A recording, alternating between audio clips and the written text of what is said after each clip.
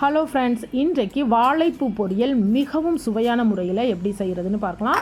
இந்த வாழைப்பூ பொரியல் வந்து ரொம்ப ரிச்சாக க்ரீமியாக எம்மியாக இருக்கும். நார்மலாக நம்ம பண்ணுற பொரியலுக்கும் இதுக்கும் ரொம்பவே டிஃப்ரெண்ட்டு. இப்போ இது எப்படி தயாரிக்கிறதுன்னு பார்க்கலாம். நான் வந்து ஒரு பெரிய பேன் அடுப்பில் வச்சுருக்கேங்க. தீயை வந்து மீடியம் ஃப்ளேமில் வச்சுக்கோங்க. தேவையான அளவு எண்ணெய் விட்டுக்கோங்க. இதில் வந்து நீங்கள் தேங்காய் எண்ணெய் யூஸ் பண்ணிங்கன்னா ரொம்பவே நல்ல வாசனையாக இருக்கும். 1/2 டீஸ்பூன் கடுகு போட்டுக்கோங்க. இந்த எண்ணெய் சூடானதும் 1/2 டீஸ்பூன் கடுகு, 1/2 டீஸ்பூன் சீரகம் போட்டுக்கோங்க. 2 பச்சை மிளகாவை கீரி போட்டிருக்கேன். இது வந்து கொஞ்சம் காரமான பச்சை மிளகா. இதில் உங்களுக்கு வத்தல் வேணும், அதாவது காஞ்ச வத்தல் போடணுன்னா நீங்கள் போட்டுக்கலாம். நான் வந்து யூஸ் பண்ணலை.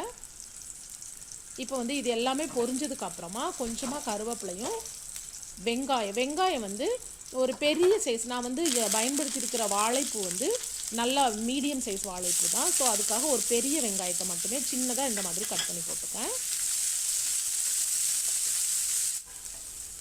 என்றைக்குமே பொரியல் பண்ணும்போது நீங்கள் வந்து கொஞ்சமாக அந்த வெங்காயத்தை கொஞ்சம் அதிகமாக போடும்போது நீங்கள் எந்த பொரியல் பண்ணாலுமே அது கொஞ்சம் நல்லா டேஸ்ட்டாக இருக்கும்.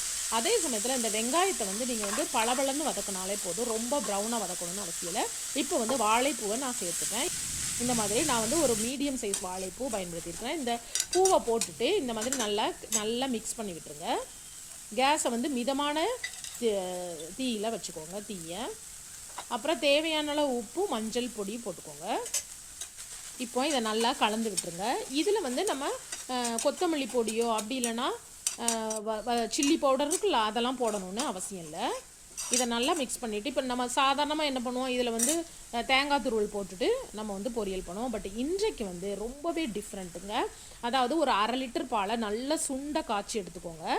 சுண்டை காய்ச்சதுக்கப்புறம் அந்த ஆடையோடு இருக்கட்டும். உங்களுக்கு ஆடை இஷ்டம் இல்லைன்னா நீங்கள் அதை எடுத்துடலாம். பட் ஆடை போட்டிங்கன்னா ரொம்பவே டேஸ்ட்டாக இருக்கும். அதை வந்து பாருங்கள், நான் வந்து 1/2 லிட்டர் பாலை நல்லா சுண்டை காய்ச்சி எடுத்து 250 ml இந்த வாழைப்பூவோடு சேர்க்க போகிறேன்.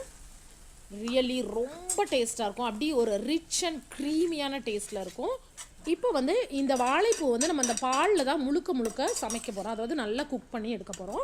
அதாவது இந்த வெங்காயத்தையும் பளபளப்பாகவே வதக்கி எடுத்துக்கோங்க. அப்புறம் வாழைப்பூவையும் மஞ்சளும் உப்பும் போட்டு லைட்டாக வதக்கிட்டு 200, அதாவது மீடியம் சைஸ் வாழைப்பூ பயன்படுத்துகிறீங்க அப்படின்னா ஒரு 250 ml பால் சேர்த்துக்கோங்க, சுண்டை காய்ச்சிய பால். அவ்வளோதான். இப்போ இதில் நல்லா குக் பண்ணி எடுக்க போகிறோம். நீங்கள் வந்து இந்த பால் சேர்க்குறதுனால நம்ம இது வந்து தெரிஞ்சு போயிடும்லாம் நினைக்கவே வேண்டாம். கண்டிப்பாக தெரிஞ்சு போகாது.